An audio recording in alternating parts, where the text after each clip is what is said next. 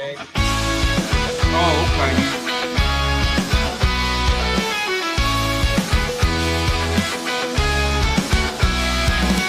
Thanks, sir.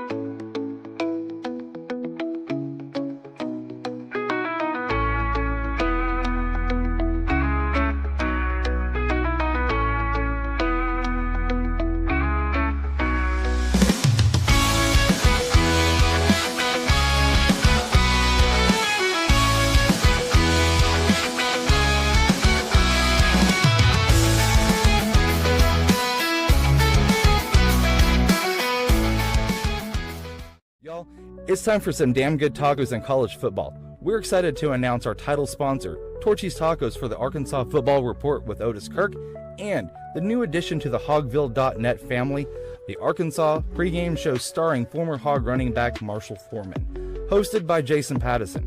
If you're looking for a place to unwind and call the Hogs, Torchys is the place. Torchys' location on MLK in Fayetteville is the proud host of the Arkansas pregame show, and it will air 2 hours prior to kickoff of each Fayetteville home game. The Arkansas Football Report airs every Thursday at 7 p.m. in Rogers. Check out the full-service bar on the patio or in the restaurant while you cheer Arkansas on to victory. Torchys has you covered with the daily drink specials or the taco of the month with their queso that's made in-house fresh daily.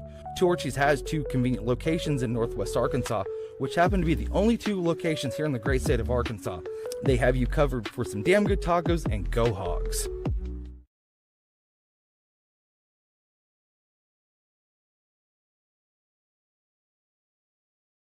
Good evening, Razorback fans. It's May 15th, 2025, Thursday night here at Torchys Tacos in Fayetteville, just right down the road from Baum-Walker Stadium. Got baseball going on tonight. Just kicked off with Arkansas, Tennessee. And again, I want to thank you guys for joining us this evening here at Torchys Tacos. They show us great hospitality each and every week. Make sure to go over and try out the taco of the month, which is the Tokyo Drift. Also, a special thank you to Carbless Cocktails for all of their support they show us each and every week as well. Make sure to go and try any of those great flavors that they have. They are 0 carbs, 0 sugar, and 100 calories per can.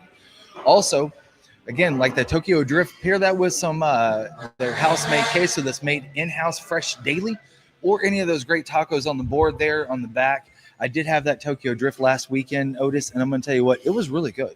Yeah, I had 2 trailer parks a while ago, man. They were good, too. I had 2 of them, but I hadn't eaten much. I ate early lunch. I had to go out of town today and ate early lunch, so I hadn't eaten since then. And so, yeah, I was kind of hungry, but I got a couple of tacos here. Yeah, I love this food, man. It's good food. I'm a coward, man. I won't venture out and try the new ones. I get something I like the trailer park. I stick with it, man. But I almost got a Republican while ago, but it was barbecue beef, I believe. And it looked like it might be pretty good. I'm going to try it, though. Yeah. Man, I'm going to tell you, we got comments right off the jump here from Pooh Bear. We usually don't get them for a little while, but tonight we got them right off the jump, so we're going to get right into it. I hope that Remy Cofield has some tricks up his sleeve for this football team.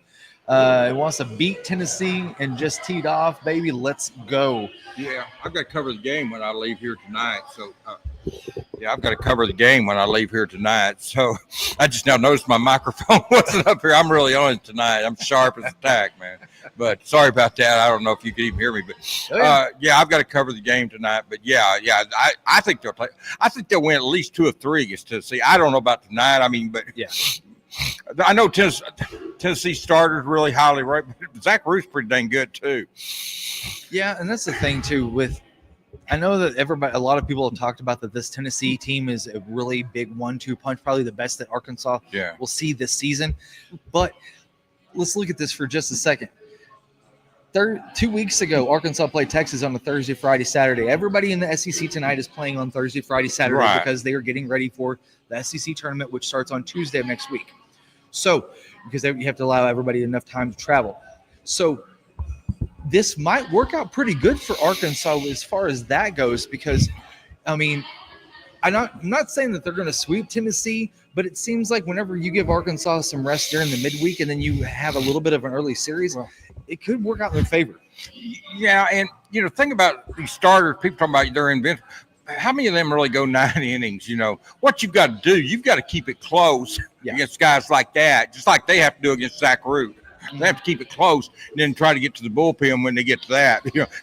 Most pitchers are not pitching 9 innings now. It's just not happening that much. I'm not saying it doesn't happen some. I think Zach's done it, once or twice maybe this year. I know he's done it at least one, I think twice.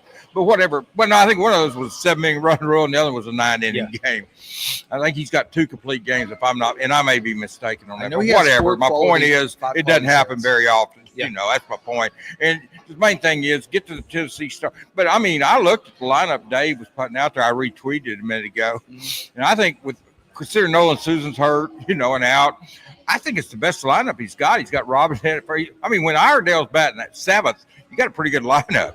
With Brent Iredale batting 7th, that's a pretty good lineup, Jason. And he's had a little bit of struggles here the last couple of weeks. He has, but he's still a threat, though. I mean, he could go. He has, and that's probably why. I know that's why. And Ryder has moved ahead of him because Ryder's put on a hot streak. But the thing about Iredale is he could go out here this weekend and hit 6 to 8, 9, 10 hits. I mean, he's capable of doing that.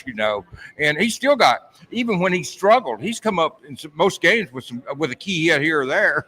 And he's very capable of doing that. But Ryder Helfrich has really moved up in the lineup because of that. But I like Robinette at first, and then Justin Thomas, one of my favorites there at the bottom of the lineup. I like him there. And then the rest of the lineup. He's a second leadoff hitter. I liked it better when he put Robinette in there instead of Rocco Pepe. I just, even more than Frazier. I like moving Cozell to second and starting Robinette at first. I've always been a big fan of Robinette. And for one thing, and the kid stuck it out. He didn't get to play, redshirted, and he didn't hit the transfer portal, man. He didn't go to a smaller school in Missouri where he could be the star, Because he wanted to be a Hog. Yeah, he wanted to be a Hog. He stuck with it. And I've always pulled, but I think he's pretty good. Not just a fan of it, but I mean, I think he's pretty good, And he's got a little power. But no, I like that lineup that Dave threw out there tonight. I even like the batting order. But like I said, when Brent Iredale is your 7th hitter, you're pretty good, because he's still close to 300. I think he's just under it, maybe 290, 295, but whatever. Yeah. But, I mean, he's capable. Like I said, any of those guys I named are capable of going out here this weekend and getting 2 or 3 hits a game. Any of them, 1 through 9. And also, you're not going to see where, LSU's Kane Anderson yet last week. I know that was a crazy time to have. This first pitch was at 9:55. Everything was just a little bit off. I mean, Arkansas took the lead. I know that Gat gave it up in the 10th, but at the same time, here's the deal. I know that folks have really started to question some of the things that Dave did last weekend as far as Friday night goes. 9 times out of 10, and Dudley and I were talking about this, it doesn't go that way. It just happened to be this one time. Yeah. Just like with football. Yeah. You draw every play up to hit, to make a touchdown. Oh, yeah. And in the first quarter, it doesn't work, but in the fourth quarter, it does, or vice versa. Yeah. And, somebody's a bum. First place, hindsight's always 20/20. Always. Always. You call it up, you call the play that you think's going to work. Sometimes it'll work, sometimes it doesn't. But hindsight's always 20/20. But no, I'm not in the business defending Van Horn, but I mean, he makes moves, and sometimes you can put Van Horn, you can put Tony Vitello, any manager you want, even the major league guys. Sometimes they make decisions, they work, and sometimes they don't. Yeah. It doesn't matter. It can be not every decision Nick Saban ever made worked. Most of them did, but not every one of them. And that's the way of any coach in America, not just Dave Van Horn, but any coach. Yeah. So let's talk a little bit of football here. I know that spring practice has already concluded. Yeah. The spring semester has also concluded. Yeah. But what has not concluded is you've got summer one that's about to fire up here in a couple of weeks, which means that you've got football going on. You got practice going on. You've got Taylor Green out there creating a rapport with these new wide receivers that they got from the portal. Is the kid from Warren, is he going to be here in June or is he going to be here in August? No, he'll be here in May, late May or late May, early June, or probably early June. I haven't asked him, but all of them will be here he'll be here for that first semester in summer. Yeah. So yeah. And you lost the commitment from Jalen Brown, which you kind of saw the writing on the that wall. was coming. It's not he's a good player, but nobody wants Madden flipped. Nobody thought he would be here, so that was pretty much expected. Yeah. I'm not sure the new defensive back coach was that high on Jack Duckworth, who decommitted. I'm not sure that wasn't the deal where that Darren Wilson recruited him, and then when he left and the new defensive coach come in, because it wasn't Woodson recruiting the kid. I mean, Woodson helped, but it was more Darren Wilson's recruit. And when they got the new one, I'm not sure he is as high on Duckworth as maybe Darren Wilson was. So that I don't think that's a big loss. So we'll see how all this works out. But I mean, Arkansas is okay there. But yeah, the receiver from Warren, man, he is a stud. I mean, and look, he's probably not going to be as good as I think he will be his first year. But I don't know why he couldn't play quite a bit and contribute quite a bit.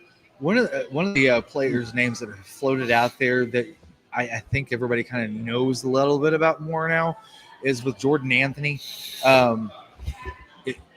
Is it looking like he's just going to stay with track at this point? Yeah, I don't foresee him being on the football team.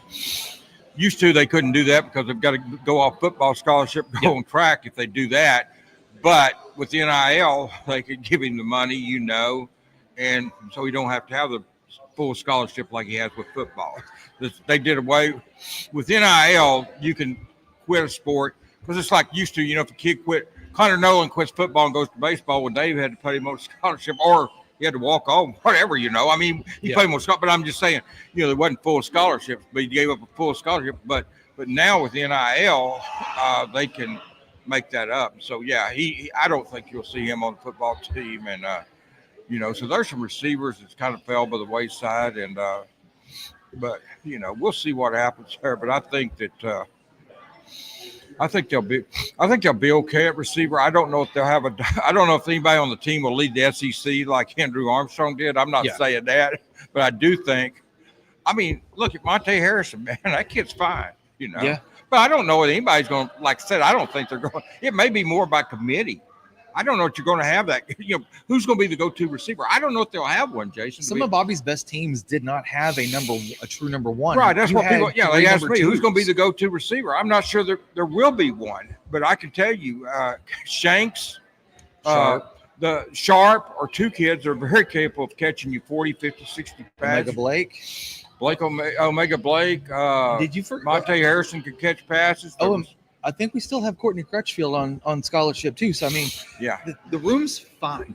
Yeah, they're fine there. And then you signed, you got the sissy kid from Stanford. Yeah, and so they're okay there. Like I said, I just don't know if they're going to have one dominant receiver, but they're going to have. They may have 6 guys with 30 or 40 catches. 6 or 7 guys. It could happen, but nobody with 60 or 70. I do want to bring up something too really quick. It was floated out on social media at the first of the week that there was some unrest, it seems like, within the program during the season of players not wanting Taylor Green to be quarterback, this, that, and the other. Well, I can tell you this much. We're not putting any money into it. It was bull. End of story. It's BS. Yeah, and so we're moving on from it. I'm sorry that Taylor Green had to go through that crap. Bullshit rumors start on a kid like that because Taylor and I'm really close to Taylor and Fernando Carmona. Yeah.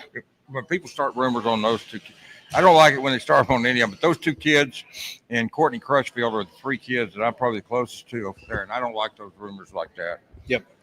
So, I want to talk about this for just a second too, and backup quarterbacks for just a minute, because that's going to be really the most prized position going into fall. I know Jerry's talked about in a couple of his stories where there's more question marks than there are answers. Kind of thought you had the number 2 sewn up, possibly with Madden, maybe with KJ. Now KJ is going to be that solid number 2. You need to get KJ a lot of reps with ones in fall camp, especially this summer. But in fall camp, it's going to be imperative because when you have that run up to the season, you're going to want to see him in that second half of that first game. Yeah, I'm anxious to see the kid from Florida State. I think he's pretty good. Grayson Wilson's a lot better than people think. And, but those 4 will be fine there. I mean, but yeah, I think KJ Jackson is he's got to be fine now. I mean, he's got to. So I thought he was hit and miss in the spring. Not going to lie to you. I thought Madden came on, was looking better than him in the scrimmages I saw, but it wasn't like KJ was stinks. I just felt like Madden had really improved that much. But KJ's older, obviously wants to be here, a better head on his shoulder, doesn't have some of the BS that surrounded Madden and Nico and their dad, I lost a lot of respect for their dad when he got on there and took a shot at that reporter that reported that Nico was holding out Tennessee, which he was. Yeah, he was. And you know what? It's UCLA's problem now. Deshaun Foster, he can have all sorts of fun with that mess now. Well, I'm not as high on Nico as everybody else is. I don't think he's bad, but I'm not sure he was averaging 194 yards passing in SEC play last year. I don't think he's like great or anything. He was not doing what he did in pre-conference versus conference last year. Conference, it was not good. Out of conference, he was great, but I'm not going to talk anymore about that guy because I think he's going to stink it up on the West Coast anyway, and he's going to get his ass kicked probably in the Big Ten. So good luck to him. Yeah. Anyway, so UCLA hasn't been a powerhouse lately, that's for sure. They haven't been a powerhouse, I would say, probably in 20 years. It's been a while. I don't remember now. I mean, I know Chip Kelly couldn't even revive him to the point that people thought he would. And everybody thought that DTR, Dorian Thompson-Robinson, was going to be the second coming, and he just wasn't. So, are there any camps, or when do the camps start to fire up for high schools that are going to be coming into campus? Yeah, it'll be next month in June, starting pretty early, but I don't know the first date, but it'll be in June, and that's the official visits will start on the last weekend of May, Friday, Saturday, and Sunday. I believe it's May 30th through June the 1st is what that first weekend of recruiting is, and that's over Memorial Day weekend too. Mm-hmm. So I know that Sam had talked about too on that road show that him and a few other coaches are traveling through the state, and if you've had a chance to jump on board and attend one of those, I think they've been a really nice treat for a lot of fans that are getting some up close and personal. Because you've had Coach Cal, Coach Weaver, Coach Music, Coach Pittman, you've had Hunter, you've had who else in there? Coach Z. He's been on the road show as well, and they talked about not getting any raises because of the litigation that's probably going to wrap up sometime this summer with revenue sharing. So with that being said, I was curious to see how it's going to affect ticket sales, because that's what's going to come down to is your product going to be good enough for folks to want to buy tickets, and are they going to want to spend extra if they're going to bump those prices up with revenue sharing? Because if it's going to happen, it's going to happen at the end of the season of baseball, whenever they start to roll everything out as far as for the next season coming around. Yeah. Well, that's what they're that's what they're tasked with, putting a product on the field that people want to see, and I mean, it's something that's what they get paid to do, and so they need to do that, and I think the football team will be very competitive. I really do. I said 8-4 last year. I'm not going to say that this year. They should have won 8. They should have won 8 or 9, but I can't say that this year, in part because of this, not so much because they're going to be worse, because the schedule's so much tougher. Non-conference, you got Tulsa. You got Notre Dame. You go to Memphis. You got Arkansas State. And you got Alabama A&M. That's a lot. Not Alabama A&M, but the rest of it are really tougher schools than they played last year. And Oklahoma State wasn't that good, and they lost to them, but they shouldn't have. But anyway. Yeah. Yeah, I don't know. I hadn't even predicted a record yet, but it won't be 8-4. I'm pretty sure. But I think they've got a legit shot at winning 6 or 7 games, and if they do that, they might win more. One thing they got to cut out, and I love Taylor, but he's got to cut out the turnovers, man. Yeah. I have a question, and I think that this is going to be. I think the fans going into August are going to be in wait and see mode. They are not going to be in. We're drinking the Kool-Aid because listen, you can listen and watch and read all of the pundits here in Northwest Arkansas. They're going to go out. They're going to watch practice. They're going to say, okay, this is what we're seeing. This is what they could be. They could be 8 wins. They could be 9 wins. They could be 7 wins. A lot of fans are not going to jump on board with this mess this time around. 1, because of the schedule. 2, because of what could happen if there is a downfall. Sam might not make it to the end of the year possibly. Or, for instance, they get 7 wins. Is he held on? Is he retained next year? Because let's face it, in a world where a lot of money is now being exchanged, there's not a lot of money exchanged for him. And a lot of fans I know that have talked about some different radio shows with mediocrity and fans and being stupid and stuff like that. But, fans are passionate. They want the wins. They just want to make sure that the smell test is going to be passed when August rolls around.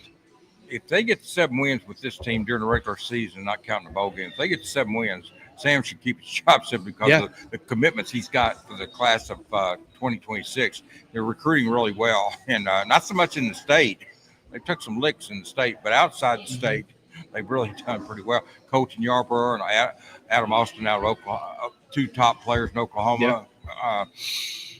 They're in on some kids in Texas. They've gotten some, but they're going to get some more out there. And then I've got one coming on with me Sunday on KNWA, Hugh Smith, the offensive lineman out of Houston. So, they've that recruiting class in 2026 should get Sam another year if he gets 7 wins.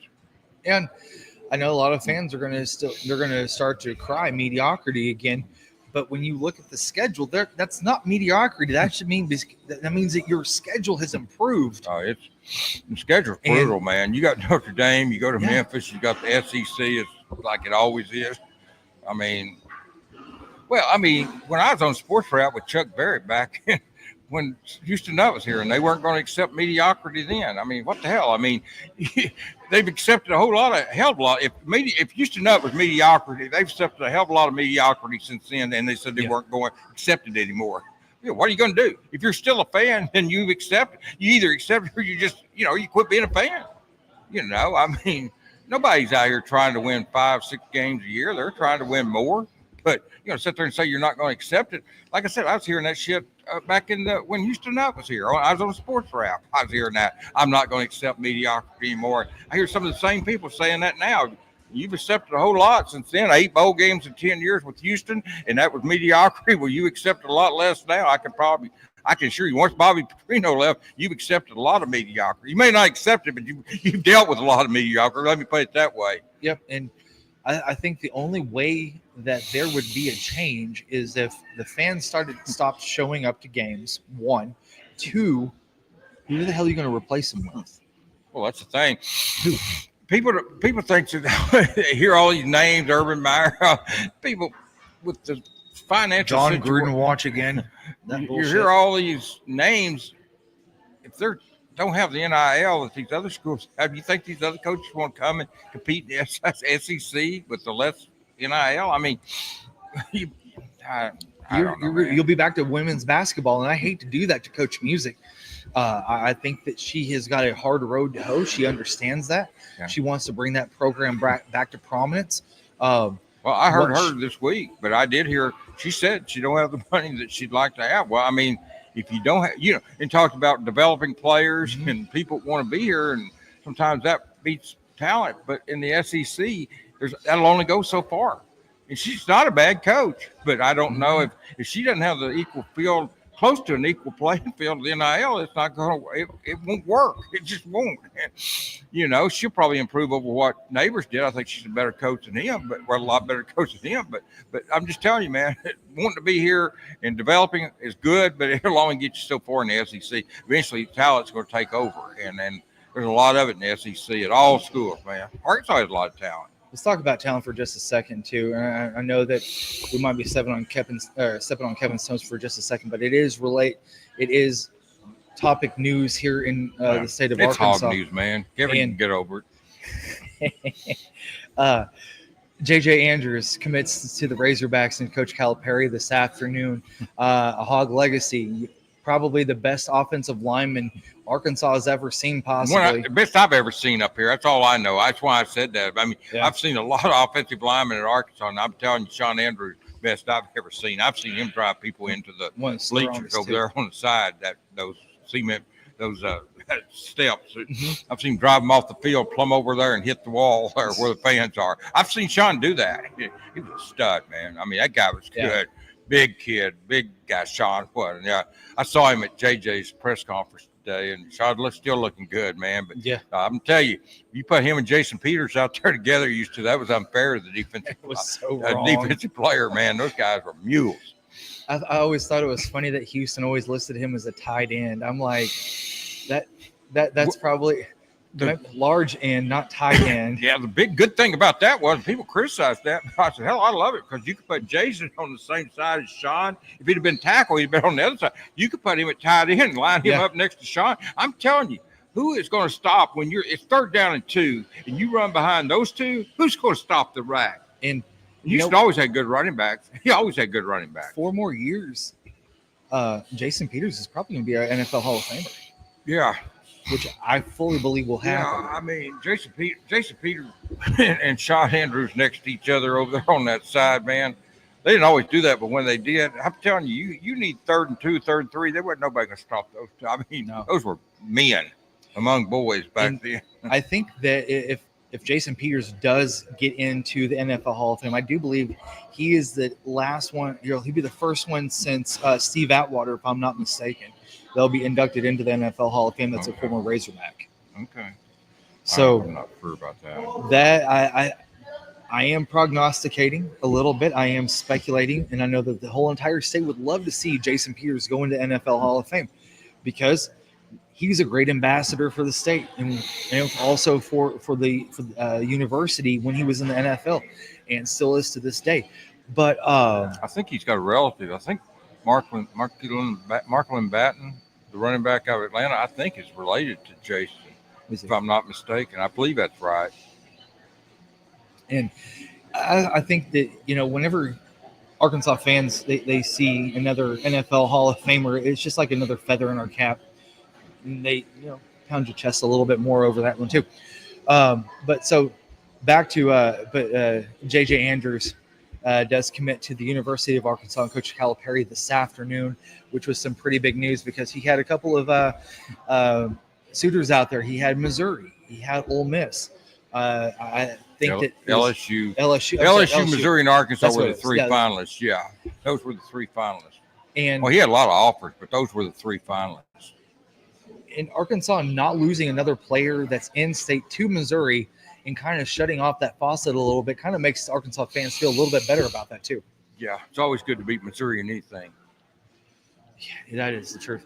Well, Otis, let's get you out of here. You got to go catch some baseball. Yeah, I got to cover that baseball game. Everybody, I want to say thank you all for joining us this evening here at Torchys Tacos in Fayetteville, and go Hogs. Thank you, man. Y'all, it's time for some damn good tacos in college football. We're excited to announce our title sponsor, Torchys Tacos for the Arkansas Football Report with Otis Kirk, and the new addition to the Hogville.net family, the Arkansas pregame show starring former Hog running back Marshall Foreman, hosted by Jason Pattyson. If you're looking for a place to unwind and call the Hogs, Torchys is the place. Torchys' location on MLK in Fayetteville is the proud host of the Arkansas pregame show, and it will air 2 hours prior to kickoff of each Fayetteville home game. The Arkansas Football Report airs every Thursday at 7 p.m. in Rogers. Check out the full-service bar on the patio or in the restaurant while you cheer Arkansas on to victory, Torchys has you covered with the daily drink specials or the taco of the month with their queso that's made in-house fresh daily. Torchys has 2 convenient locations in Northwest Arkansas, which happen to be the only 2 locations here in the great state of Arkansas. They have you covered for some damn good tacos, and go Hogs.